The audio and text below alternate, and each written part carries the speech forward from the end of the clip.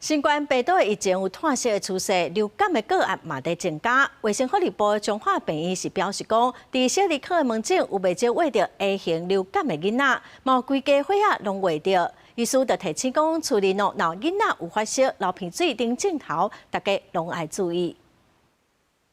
囡仔人佇門診看病，規身軀無力，看起來真無爽快。台灣最近新冠疫情野懸進入流行期，疾管署預估疫情觀點會出現佇8月中。另外，流感的個案嘛有增加的趨勢。衛福部彰化病院表示，佇小兒科門診有未少餵到 A 型流感的囡仔，甚至佫出現家庭群組感染。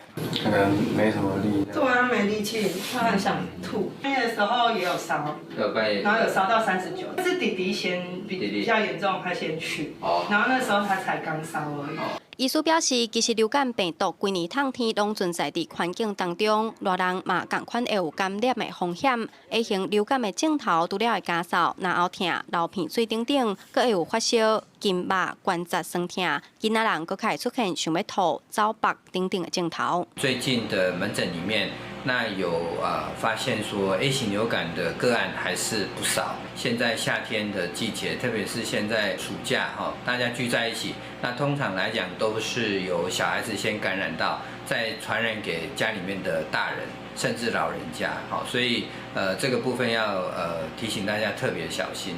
醫師提醒，5歲以下、65歲以上慢性病者的高風險族群，若餵到 A 型流感，較會有併發肺炎、腦炎等等重症的風險。尤其這陣歇熱，真儕人會安排佚佗、聚會，民眾愛接洗手、掛喙罨，降低病毒佇家庭甲社區傳播的風險。若是有出現發燒、吐、規身軀無力的症頭，應該愛趕緊去病院醫治，避免病情惡化。記者楊淑靜，彰化報道。